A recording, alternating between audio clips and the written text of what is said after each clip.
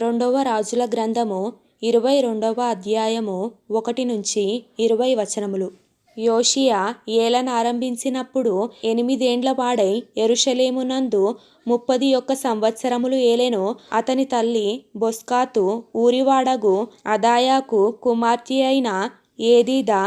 అతడు యెహోవా దృష్టికి యథార్థముగా నడుచుచు కుడి ఎడమలకు తిరుగక తన పితరుడగు దావీదు చూపిన ప్రవర్తనకు సరిగా ప్రవర్తించెను. రాజైన యోషియా ఏలుబడిలో 18వ సంవత్సరమందు మెషుల్లామునకు పుట్టిన అజల్యా కుమారుడును శాస్త్రియునైన షాపానును యెహోవా మందిరమునకు పొమ్మని చెప్పి రాజు అతనితో ఇలాగు సెలవిచ్చెను.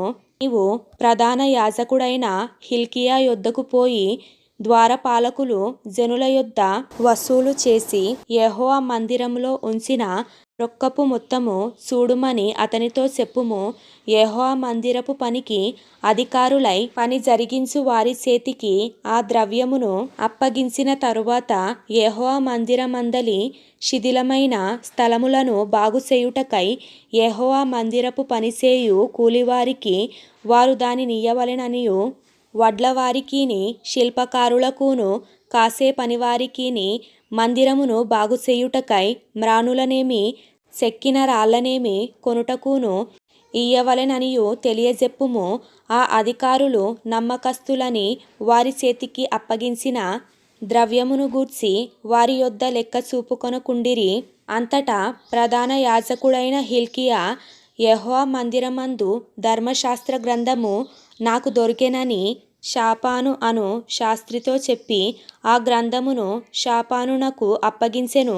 అతడు దానిని చదివి రాజునొద్దకు తిరిగి వచ్చి, మీ సేవకులు మందిరమందు దొరికిన ద్రవ్యమును సమకూర్చి యెహోవా మందిరపు పని విషయములో అధికారులై పని జరిగించు వారి చేతికి అప్పగించిరని వర్తమానము తెలిపి, యాజకుడైన హిల్కీయా నాకు ఒక గ్రంథము అప్పగించెనని రాజుతో చెప్పి ఆ గ్రంథమును రాజు సముఖమందు చదివెను.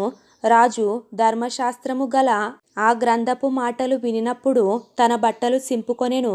తరువాత రాజు యాజకుడైన హిల్కీయాను, షాపాను కుమారుడైన అహీకామును, మీకాయా కుమారుడైన అక్బోరును, షాపాను అను శాస్త్రిని, అషయా అను రాజసేవకులలో ఒకనిని పిలిచి ఆజ్ఞాపించినదేమనగా, మీరు పోయి దొరికిన ఈ గ్రంథపు మాటలను గూర్చి నా విషయములోను జనుల విషయములోను యూదా వారందరి విషయములోను యెహోవా యొద్ద విచారణ చెయ్యుడి. మన పితరులు తమ విషయములో వ్రాయబడి ఉన్న దానంతటి ప్రకారము చెయ్యక ఈ గ్రంథపు మాటలను వినని వారైరి గనుక యెహోవా కోపాగ్ని మన మీద ఇంత అధికముగా మండుచున్నది. కాబట్టి యాజకుడైన హిల్కీయాయును, అహీకామును, అక్బోరును, షాపానును, ఆషాయాయును ప్రవక్తియగు హుల్దా యొద్దకు వచ్చిరి. ఈమె వస్త్రశాలకు అధికారియగు హర్హషుకు పుట్టిన తిక్వాకు కుమారుడైన షల్లూమునకు భార్యయై యెరూషలేములో 2వ భాగమందు కాపురస్తురాలై యుండెను.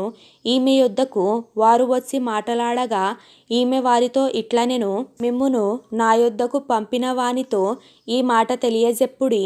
యెహోవా సెలవిచ్చునదేమనగా, యూదారాజు చదివిన గ్రంథములో వ్రాయబడియున్న కీడంతటిని ఏదియూ విడిచిపెట్టకుండా నేను ఈ స్థలము మీదికిని దాని కాపురస్తుల మీదికిని రప్పింతును. ఈ జనులు నన్ను విడిచి ఇతర దేవతలకు ధూపము వేయుచు తమ సకల కార్యముల చేత నాకు కోపము పుట్టించి ఉన్నారు గనుక నా కోపము ఆరిపోకుండా ఈ స్థలము మీద రగులుకొనుచున్నది. యెహోవా యొద్ద విచారణ చేయుటకై మిమ్మును పంపిన యూదా రాజునకు ఈ మాట తెలియపరచుడి.